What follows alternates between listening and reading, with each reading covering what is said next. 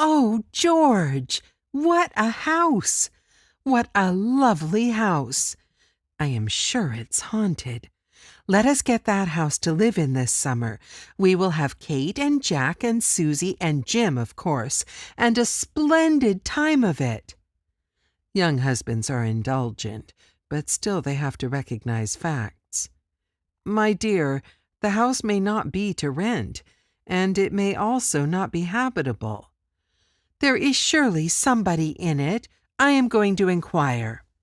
The great central gate was rusted off its hinges, and the long drive had trees in it, but a little footpath showed signs of steady usage, and up that Mrs. Jenny went, followed by her obedient George. The front windows of the old mansion were blank, but in a wing at the back they found white curtains and open doors. Outside, in the clear May sunshine, a woman was washing. She was polite and friendly, and evidently glad of visitors in that lonely place. She guessed it could be rented, didn't know. The heirs were in Europe, but there was a lawyer in New York had the let-in of it. There had been folks there years ago, but not in her time.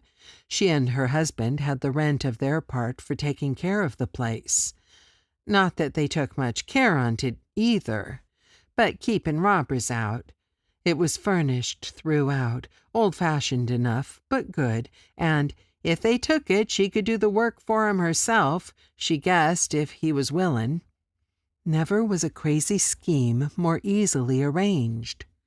George knew that lawyer in New York.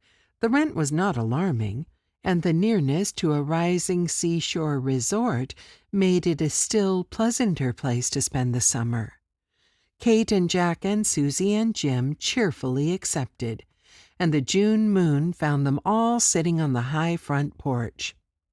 They had explored the house from top to bottom, from the great room in the garret with nothing in it but a rickety cradle, to the well in the cellar without a curb and with a rusty chain going down to unknown blackness below. They had explored the grounds, once beautiful with rare trees and shrubs, but now a gloomy wilderness of tangled shade. The old lilacs and laburnums, the spirea and syringa, nodded against the second-story windows.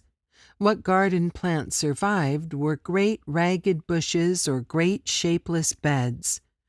A huge wistaria vine covered the whole front of the house. The trunk, it was too large to call a stem, rose at the corner of the porch by the high steps, and had once climbed its pillars, but now the pillars were wrenched from their places and held rigid and helpless by the tightly wound and knotted arms.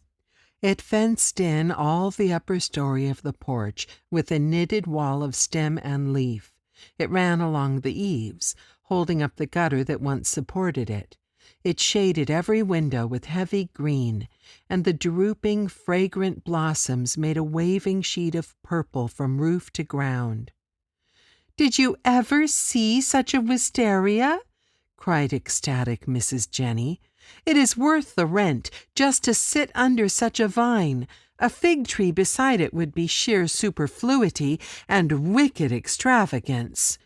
"Jenny makes much of her wistaria," said George, "because she's so disappointed about the ghosts.